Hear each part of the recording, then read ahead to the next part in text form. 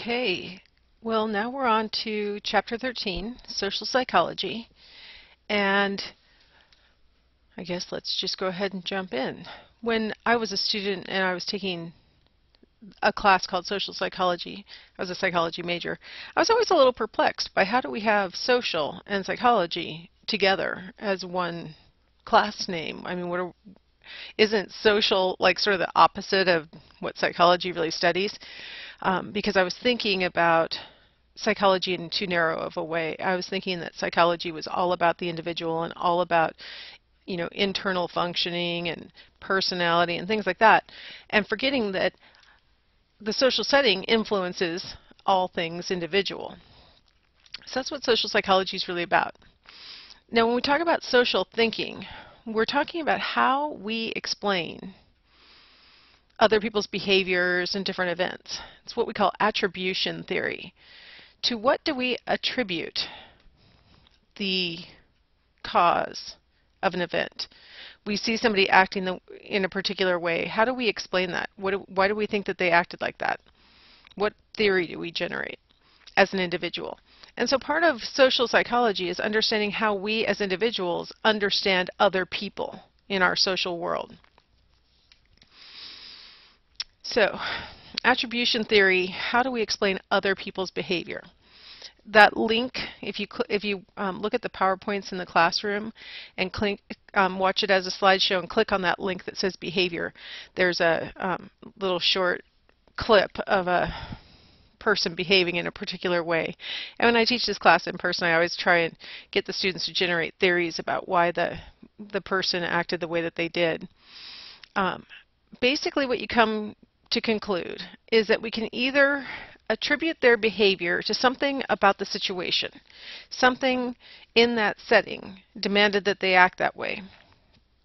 Or there's a dispositional attribution, that they acted that way because that's how they are. So we have, in attribution theory, we have these two basic sources of behavior. The situation made me do it, or I acted like that because that's how I am. I have a personality trait or a predisposition or something like that. Now, of course, all of us realize, all of us sitting here right now, we all realize that our behavior is rarely attributable just to the situation or just to our internal dispositions, that it's really a combination, that the situation combines with our natural tendencies to produce our unique responses or behaviors in a situation. We all know that. But what we tend to display, most of us Westerners in particular, we tend to display something called the fundamental attribution error, which is where we overemphasize the role of dispositions in behavior. We act as though the only thing that really matters is that that's how the person is. So when we see somebody speeding, we say that's how they are. They're just the sort of person who speeds. Or somebody comes to class late. Well, I guess they just are a tardy person. They just don't know how to get, from one place to another on time. Things like that. When we make those kinds of assumptions, we're basically attributing their behavior to their disposition rather than taking into account the situation. This is a really common error among Westerners, less common error among people who live in collectivistic societies. Within any group, though, males are more likely to make the fundamental attribution error than females are. Males seem to have a little bit more of an assumption of personal control in situations. Okay, so let's break down that fundamental attribution error real quick. Okay, so you're driving to school, driving to work, and somebody cuts you off. You could make a situational attribution. This is very nice of you. You're like, oh, maybe that driver is ill. Maybe they didn't mean to do it. They were rushing to the hospital, right? Asian cultures, collectivists, women are much more likely to make an attribution like this. I don't know if any of us individually would make that attribution in this particular circumstance, but these are the groups that are more likely to make that attribution in general. A dispositional attribution would be more like, that crazy driver, that person's just rude, right? That's just how they are, basically. And anybody from Western culture is more likely to make that error, individualists, men, are much more likely to make the attribution that it's because of their disposition.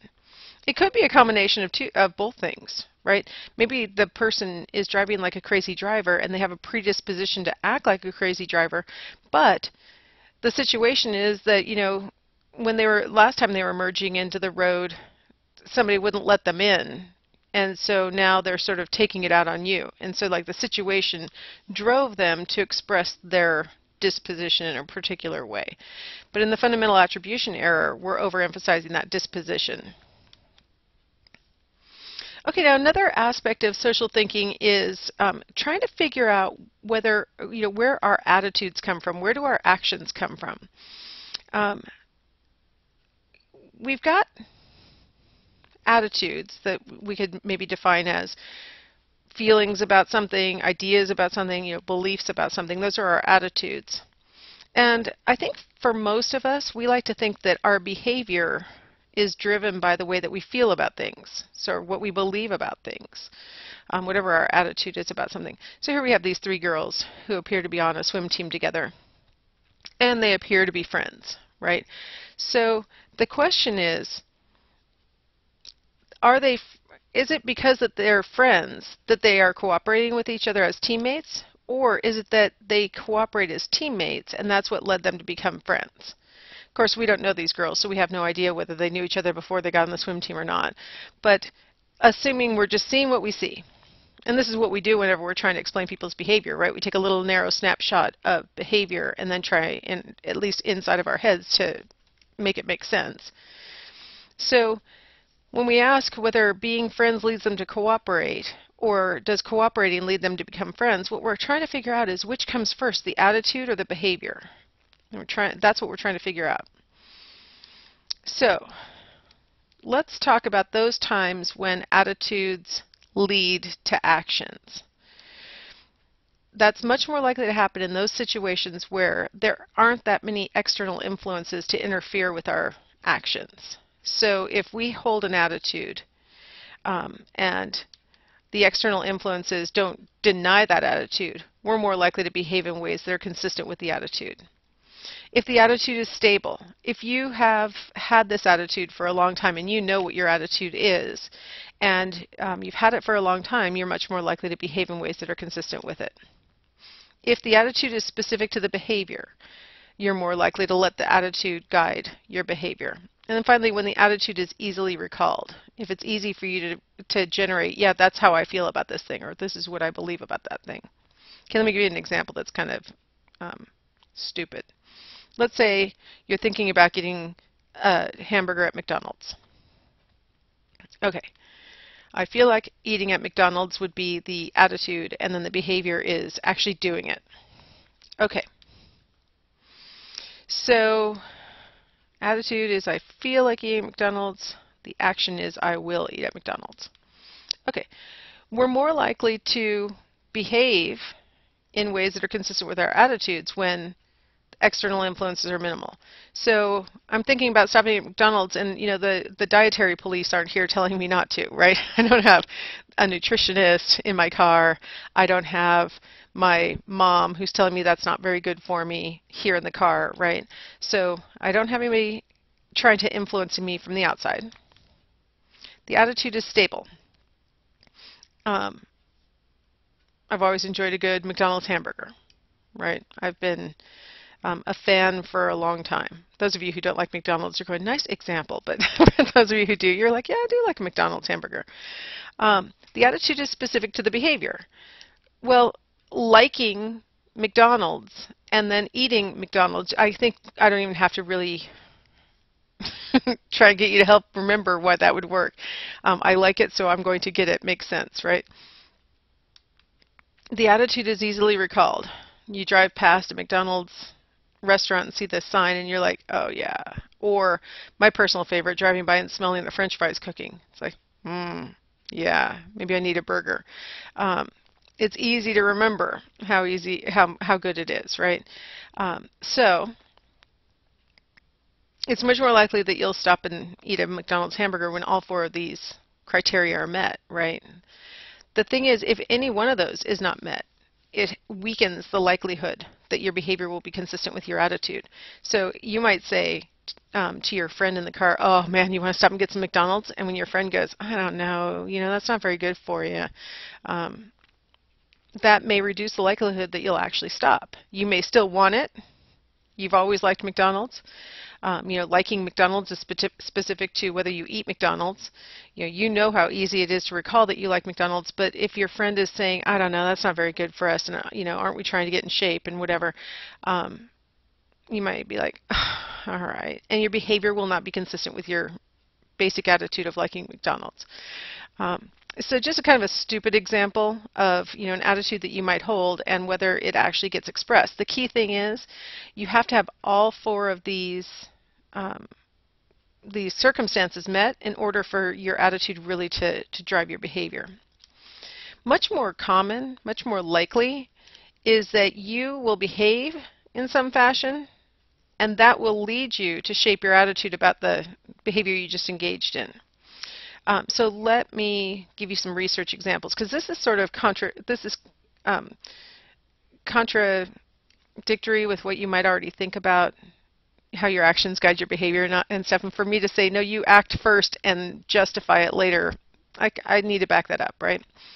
So one type of action leading to attitudes is what we call the foot in the door phenomenon. It's a sales technique. So a salesman comes to your door. Here we have a political campaigner. Comes to your door and asks if you'd open the door just enough so they can pass their clipboard through so you can read the petition, what the petition is about. So I'm asking you for something small. Can you just open the door so you can look at my, what's on my clipboard? And so you agree to that small compliance. After looking at it, you do the bigger thing, which is go ahead and sign the petition. This is, you've probably been walking into a store and had people wanting you to sign a petition outside the door, and there you go, "Hey, will you come look?" If they can get you just to come look or listen to what the petition's about, there's a pretty high probability that you'll sign. Because if I can get you to agree to something small, like just listen to what it's about, then I can get you to agree to something bigger, like sign the petition. It's a sales technique because back in the olden days, door-to-door salesmen would go around and knock on the door, and a lot of housewives would act like they couldn't even hear, like, "I'm not answering the door." Some would answer the door back in the old days with no peephole to look and see who's standing out there. They might open the door thinking it was somebody else and then realize it's a salesperson. They slam the door in their face. And the foot in the door phenomenon is named after the sales technique of actually literally putting your foot in the door so that the housewife couldn't slam it on you, so that she'd have to listen to your sales pitch. Where the salesperson hopes it'll go is that, okay, so I got you to do this small thing, open the door and just look at my petition. You actually did something bigger, you signed it, and oh, wouldn't that be great if I could actually get you to do something bigger than that? Right? Like donate. And that's what salespeople are hoping with the foot in the door technique. They'll stick their foot in the door, you'll listen to their sales pitch, which is the small thing, and hopefully not only will you buy something, but hopefully you'll buy something expensive and I'll get a big commission off of it. Now, how is this an example of action shaping attitudes? Well, I didn't want to see your stupid campaign petition at all. I didn't want anything to do with any of this. But next thing you know, not only am I signing it, I'm giving you money. How'd that happen? Well, obviously my attitude softened about the whole thing. I went from, I don't want to hear any of it, to, wow, I'm glad I opened the door. I'm glad that I opened the door because I actually wanted to hear it, it turns out, and I want to support it. That's the idea with the foot in the door, is that I can get you to actually, if I can get you to do something small, like listen, I can get you to do something bigger, like change your mind. So that's what happened here. Okay, so the definition of the foot in the door phenomenon is that you agree to a larger request after complying with a smaller one. And the assumption is that you agree to the larger request because your attitude has softened towards that request. If I come at you right with the big ticket item, will you sign my petition? You probably would have said no. But if I came at you with something small, like why don't you just look at it, then the probability of you doing the bigger thing is increased. Your attitude will soften. How about the effect of the role that you're playing? like I mentioned at the very beginning, I never really thought about psychology being sort of an interpersonal activity. But it is, and the way that we think about things is influenced by whatever role we're playing at the moment. Now, I've got a link here for you, and like I'm giving you the warning, it does contain, like a lot of profanity and stuff because it's live footage from the Stanford prison experiment. So if you take a moment and open those PowerPoints that are linked in the modules and watch it as a slideshow, get to this point and watch the Stanford prison experiment video. It's about 10 to 15 minutes long, something like that, and it's archival footage and interviews with Philip Zimbardo. If you've been watching the Discovering Psychology telecourse that I've linked for you, that's Phil Zimbardo. He got famous for the Stanford prison experiment. That was one of the first things that he was really well known for. And what he was interested in is if we put a person into a role, will they start to display different attitudes than they expressed before they were placed in this new role? So what he did was devised a pretend prison in the psychology building at Stanford University. And he got people to sign up to participate in an experiment. Half of them were randomly assigned to be guards, and half of them were randomly assigned to be prisoners. And so the guards were dressed in basically like uniforms and told how to act and the rules and stuff like that. And then the prisoners were arrested from their homes and brought to the psychology building and processed and treated like regular prisoners, and then placed into prison garb, and the guards and the prisoners then interacted. The basic upshot, and I just gave you a really small synopsis. If you're interested at all, you have to watch this video. I mean, you can't go through a psychology class and not see the Stanford prison experiment video. But the basic findings were that the guards started to hold attitudes that were very authoritarian, very law and order. They started to hold negative attitudes towards the prisoners, assuming that they must have done something wrong or they wouldn't be in the prisoner position. And the prisoners started to internalize some of those attitudes. They started to think that they were being punished for something legit, that they really were prisoners. In fact, they forgot very quickly, they forgot that it was even an experiment, and instead of saying to Zimbardo, who was playing the role of warden, which he now admits was a mistake because he got it swept up in the role that he was playing also. So instead of thinking like a researcher and realizing that people were in distress and he should have been releasing them from the experiment, he was acting like a warden and telling them, get back in your cell and, quit complaining. And so some of the prisoners decided they were going to have a riot and they were going to escape and stuff like that. I mean, they really took on the role that they were playing, and they started to hold attitudes that were consistent with the role that they were in.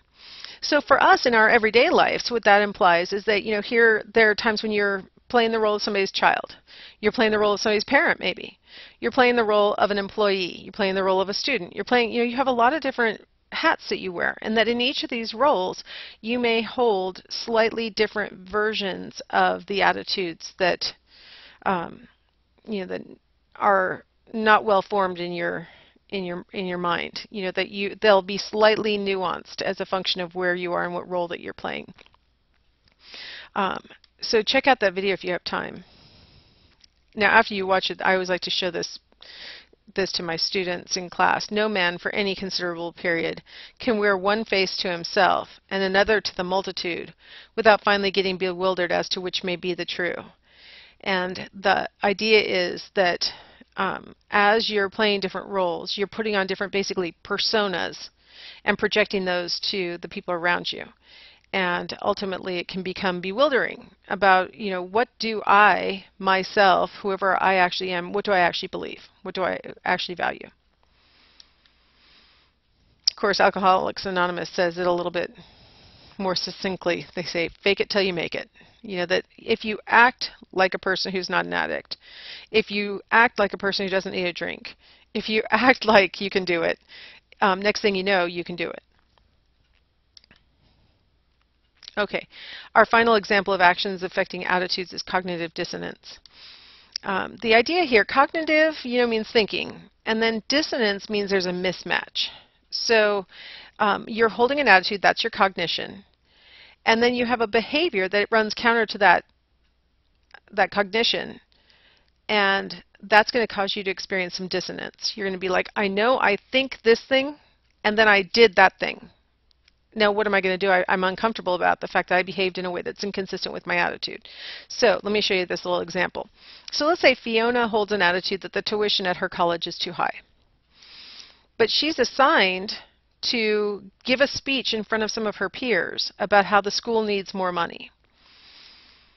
That's going to cause some cognitive dissonance because she thinks tuition's too high, and then now she's going to write a speech about and deliver a speech in front of her peers about how the school needs more money. Cognitive dissonance refers to that awareness that our attitude and our behavior are inconsistent. So she's upset. Of course, they had to give her a sad cognitive dissonance face. Okay, so she's going to have to resolve that dissonance somehow. Now, can she change the way she behaved? No. We all saw her give the speech. So what she can do is soften her attitude. So she thought tuition here is too high. After giving the speech, she's like, well, I still think it's too high, but they have a point. Maybe it needs to be raised a little, maybe, you know what I mean? She softens it. Now, does she flip-flop? Does she go from it's too high to it's not high enough, let's start raising rates? No. She softens her attitude. Well, maybe we could tolerate a 3% increase in our tuition or something like that. She softens her attitude to bring it closer into alignment with her observed behaviors. The key thing is here that her behavior is observable. We can see that she did it. Her attitude is implied, and so we don't know exactly what she really thinks. So that's the thing she has a little wiggle room with. So she can change her attitude a little bit to bring it into alignment with her behavior, and that helps to reduce the dissonance. Okay, now let me show you a research project that involved this question. This guy is moving a peg from one hole to another hole in the pegboard. And that was literally what the research assistants or participants were asked to do during this experiment. Move these pegs around the board one hole at a time. And there was no point, there was no like you win or anything like that. You just were moving a peg at a time. Now here's where it gets interesting. So after moving the peg from one hole to another for some amount of time, that participant was told to go out into the waiting room and tell another participant how fun the experiment was, what a good time he had doing the experiment. So basically go out and lie to the next person who's waiting. Now, half the participants were told to tell the lie, and they were offered $1 for telling the lie. If you'll go tell the next guy who's waiting that the experiment was fun and you had a good time doing it, we'll give you $1. The other half were told, if you go tell the next guy how fun it was, we'll give you $20. Now this study, by the way, was conducted in like 1972, when $20 was $20. Like that was some money, and you know, $1 was still not that much, especially not in the comparison to 20. Okay, and then after telling the waiting person how fun or not, how fun it was, and getting their reimbursement of either $1 or $20, the participants were asked to rate how fun the experiment actually was. So they do the boring task, they tell somebody else how fun it was while they participated, and then they got reimbursed $1 or $20 as a reward, and then they rated how fun the study actually was. Now here's the question I ask my students in class. Which group rated the experiment as more fun? The ones who got $1 or the ones who got $20? A lot of students get sucked into the $20 would be a good reward and it would make you like it. But what they actually found in the study was that the people who got $20 for lying to the next person about how fun it was actually had a slight, it's really pretty much at baseline. 0 is the baseline level of enjoyment. But you'll see the $20 column is just slightly below the 0, whereas the $1 column is way above 1. It's pushing 1.5 ratings of how fun it is. Why? What is going on? Why would the $1 people think that the experiment was more fun than the $20 people? Well, it goes back to cognitive dissonance. Okay, this was super boring. This was a really boring task. And then I was offered $1 to tell someone else that it was fun. I can't just say, well, I did it to get the $1. I can't, like with a $20 bill, I can say, well, I did it to get $20. Of course I lied. But if you gave me $1, that doesn't justify me lying to somebody else waiting in line, right? So maybe it was kind of fun. Actually, you know what? It was kind of fun. I kind of enjoyed it. That was fun. I'm glad I did it. So that your attitude actually softens when there is no external justification available. If I can give you a legitimate reason for why you would lie, then that's why you lied. I did it for $20. But if there's no legitimate reason to mislead the next waiting person, it must be that I wasn't misleading him. It actually was fun. Yeah, it was fun. And that's what they saw in that research. All right. So with cognitive dissonance, we soften our attitudes to account for our behaviors. Now, some of you have done things that are hard, things that are unpleasant, things that are tedious, things that are not very glamorous, and other people have asked you, why are you willing to do this unglamorous, tedious, hard, right? People have asked you, why do you do it? Why are you bothering? Like sometimes people will ask you why you're staying in college. This is one of the things that makes it harder to stay in college, when other people are asking you why you're bothering. Cognitive dissonance can be invoked to help us to justify our behaviors, or justify our effort, right? So if you're doing something hard, you can say, well, it must be worth it because I'm willing to do it.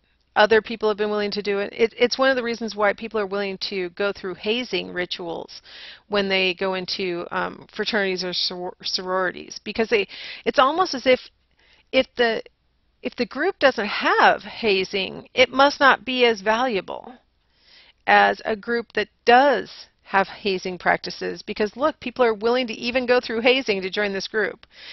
It justifies the effort and makes it seem like it makes sense. If you aren't being paid very well at your job, a lot of times you'll come up with other justifications for why you're putting the effort in. That you feel invested in the company, or you feel like you're doing good work, or something else. I love the people I work with, or something else to justify why you're willing to make that effort. So I have a little cartoon from Dilbert. I don't know why dogs can talk in cartoons, but so the boss says, why should I hire you as my consultant? And the dog says, I'll use my special process of cognitive dissonance to improve employee morale. The boss says, well, how's it work? The dog says, when people are in an absurd situation, their minds rationalize it by inventing a comfortable illusion, which isn't quite what cognitive dissonance is, but let's not pick hairs with the dog, okay? Okay, go do it, the boss says.